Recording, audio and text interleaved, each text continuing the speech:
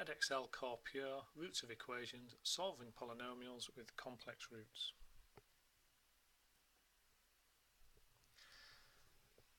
Complex roots will occur in conjugate pairs for any polynomial with real coefficients.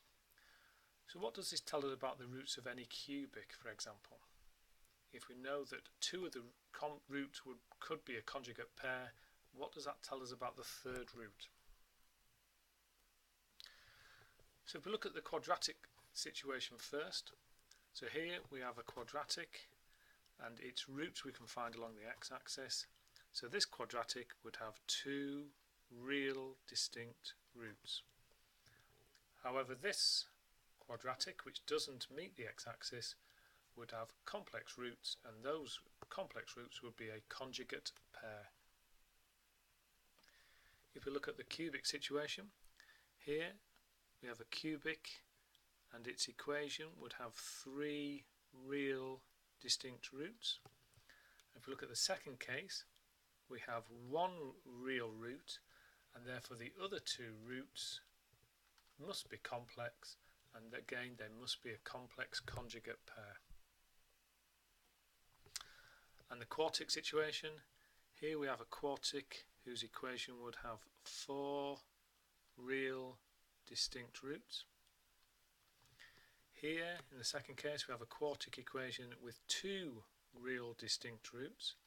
So the two remaining roots must be a complex conjugate pair. And here we have a quartic which doesn't meet the x-axis, so all four roots must be complex, and we would have two sets of complex conjugate pairs. So complex roots do occur in conjugate pairs for polynomials with real coefficients. If necessary, we can always use the factor theorem to tell us if f of alpha equals 0, then x minus alpha must be a factor. This also applies for complex roots. And we now also know the relationships between the roots alpha, beta, gamma and the coefficients a, b, c, d, etc. for quadratics, cubics and quartics.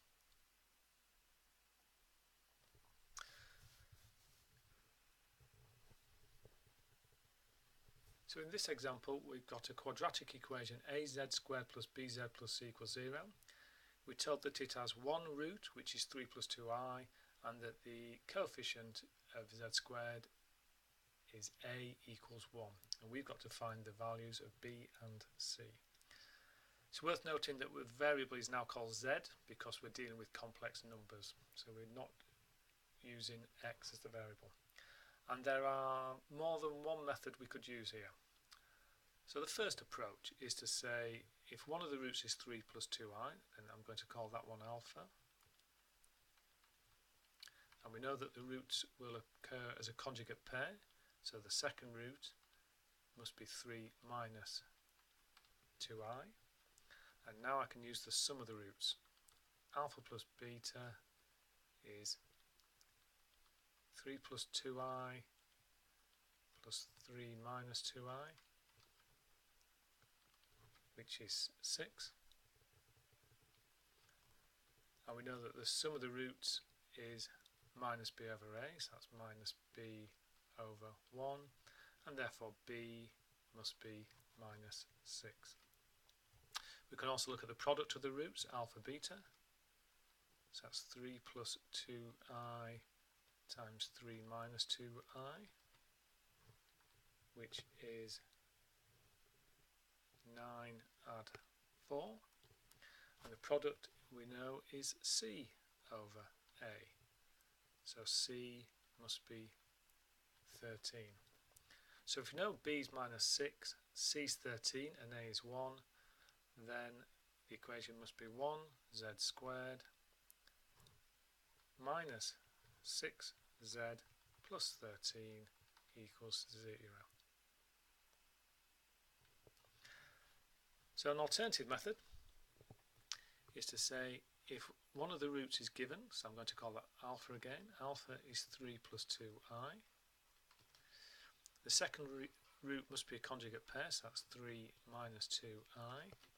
So if they're the two roots, then I can reconstruct an equation as z minus alpha times z minus beta is 0. In other words, z minus 3 plus 2i and z minus 3 minus 2i equals 0. And before we expand the brackets, quite a neat little thing to do here is to rewrite each bracket like this. I'm putting the z minus 3 together and leaving the minus 2i, and then do the same in the next bracket. I'm going to put the z minus 3 together and leave the plus 2i, and now I've got a difference of squares. I've got bracket minus 2i times bracket plus 2i, so I can expand that as a difference of two squares a little bit faster, and I know it will be z minus 3 squared minus 4i squared, which is minus 1. Expanding the brackets now gives me z squared minus 6z plus 13 is 0. So we found b must be minus 6 and c must be 13. So that's the beginning of method 1, looking at the sum of the roots and the product. And there's the beginning of method 2. But don't forget that neat little rewrite. Z minus 3 minus 2i for that bracket, and then in this bracket z minus 3 plus 2i. And then you can use the difference of squares.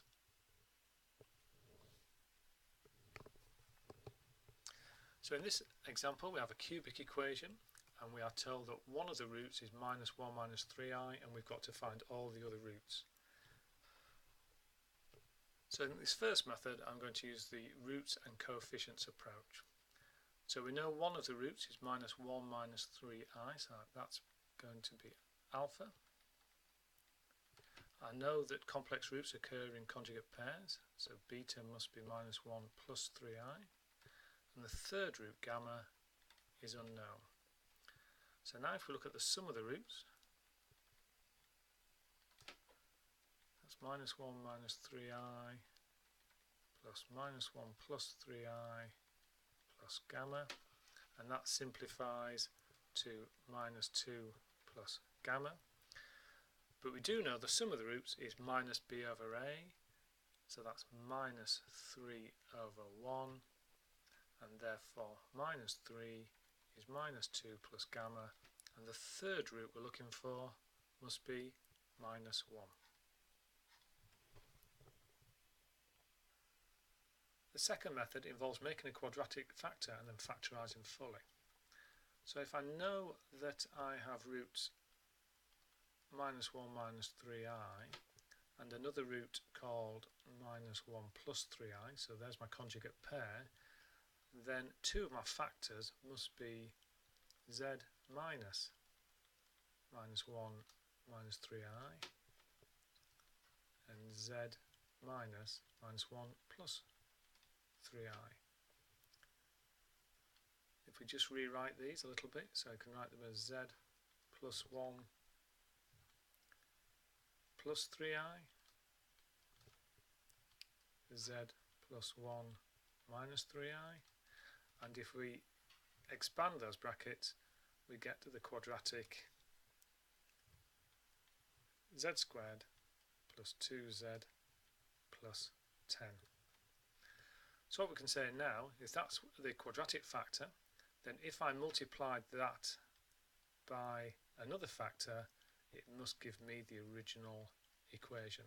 And that other factor, if the third root is gamma, would be z minus gamma. And if we look at just the constant term,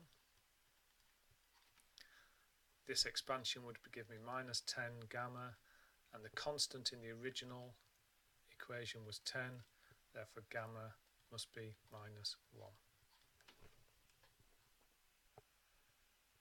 So here we are given that the equation z cubed minus 2z minus 4 equals 0 has one root equal to 2, and we need to find the other two roots. We could use the previous methods to solve this problem, but a third approach to this will work very efficiently. Notice that the given root is a real root, so we know already that our first root alpha is 2, and therefore we know we have a factor. One of the factors is z minus 2. So using an inspection method, this quadratic factor, we need z times z squared to create the z cubed. The original equation has no z squareds, so this minus 2z squared needs to cancel out the z times plus 2z. So we've now got minus 4z, and the original equation had minus 2z, so we need z times plus 2. And just checking the constant, minus 2 times 2 is minus 4, so we've just factorised the original cubic. If we focus on the quadratic factor, we know that z squared plus 2z plus 2 equals 0, completing the square. Z plus 1 squared plus 1 is 0, therefore z plus 1 squared is minus 1, z plus 1 is plus or minus I, and z is minus 1 plus or minus I. So we now have three roots. We've got alpha, which we were given. We've got beta, which is one side of the conjugate pair. And we've got gamma, which is the other part of the conjugate pair. And they must be the three roots of the original cubic. Similar methods can be used for quartic equations.